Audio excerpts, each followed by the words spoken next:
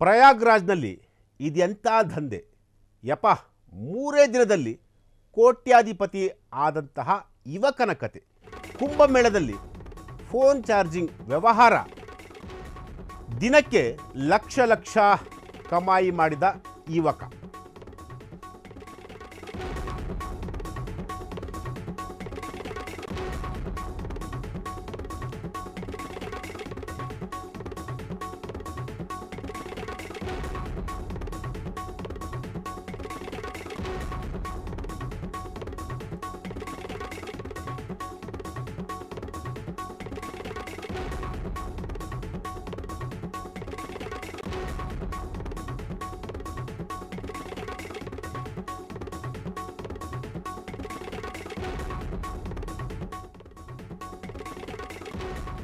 S, ಪ್ರಯಾಗ್ರಾಜ್ನಲ್ಲಿ 40 ದಿನ, ಕೇವಲ 40 ದಿನದಲ್ಲೇ ಕೋಟ್ಯಾಧಿಪತಿ ಆದಂತಹ ಒಬ್ಬ ಯುವಕನ ಕತೆ ಇದು.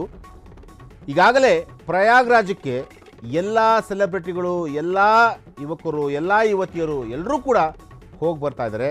ಅದು ಎಲ್ಲರೂ ಕೂಡ ಗೊತ್ತಿರುವಂತಹ ಒಂದು ವಿಚಾರನೇ.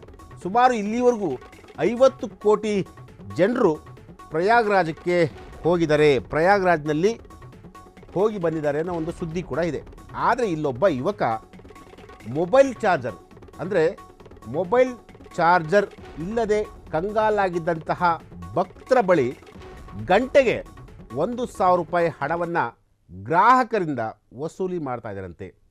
ಈತ ಕೇವಲ 40 ದಿನದಲ್ಲೇ ಕೋಟಿಗಟ್ಟಲೆ ಹಣವನ್ನು ಸಂಪಾದನೆ ಮಾಡಿದ್ದಾರಂತೆ. ನೀವು ನೋಡ್ತಾ ಇರ್ಬೋದು ದೃಶ್ಯಾವಳಿಗಳಲ್ಲಿ ಒಂದು ಸುಮಾರು 10 ರಿಂದ 15 ಚಾರ್ಜರ್ಗಳನ್ನು ಇಟ್ಕೊಂಡಿದ್ದಾನೆ. ಪ್ರತಿಯೊಬ್ಬರು ಕೂಡ ಅಲ್ಲಿಗೆ ಬಂದಂತಹ ಭಕ್ತಾದಿಗಳು, ಅಲ್ಲಿಗೆ ಬಂದಂತಹವ್ರಿಗೆ ಯೂಶ್ವಲಿ ಮೊಬೈಲ್ ಚಾರ್ಜರ್ನ ಯಾರು ಕೂಡ ತೆಗೆದುಕೊಂಡ್ರೆ ಕೆಲವರು ತೆಗೆದುಕೊಂಡು ಹೋಗಿರ್ತಾರೆ ಪವರ್ ಬ್ಯಾಂಕ್ನ, ಆದರೆ ಕೆಲವರು ತೆಗೆದುಕೊಂಡು ಹೋಗಿರಲ್ಲ.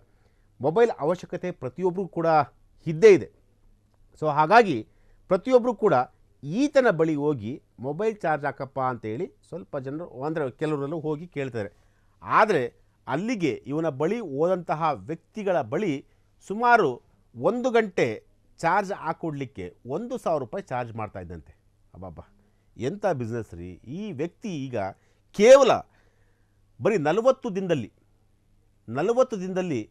ಕೋಟಿಗಟ್ಟಲೆ ಹಣವನ್ನು ಈಗ ಸಂಪಾದನೆ ಮಾಡಿರುವಂಥದ್ದು. ಈ ಒಂದು ಸುದ್ದಿ ಈಗ ಸೋಷಿಯಲ್ ಮೀಡಿಯಾದಲ್ಲಿ ಸಾಕಷ್ಟು ದೊಡ್ಡ ಮಟ್ಟದಲ್ಲಿ ಸುದ್ದಿ ಆಗ್ತಿರುವಂಥದ್ದು. ಅಂದರೆ ಇಲ್ಲೊಬ್ಬ ಯುವಕ, ಇದೇನು ತಪ್ಪಿದ ಕೆಲಸ ಅಲ್ಲ, ಒಳ್ಳೆ ಕೆಲಸನೇ ಇದು. ಯಾಕೆಂತಂದರೆ ಆತನಿಗೆ ಒಂದು ಬಿಸ್ನೆಸ್ ಇದು. ಹಾಗಂತ ಹೇಳಿ ಒಬ್ಬೊಬ್ಬ ವ್ಯಕ್ತಿಯಿಂದ ನೀವು 1,000 ರೂಪಾಯಿ ಹಣವನ್ನು ಪಡೆಯೋದು ಎಷ್ಟರ ಮಟ್ಟಿಗೆ ಸರಿ ಅನ್ನೋದು ಕೂಡ ಇಲ್ಲಿರುವಂತಹ ಪ್ರಶ್ನೆ.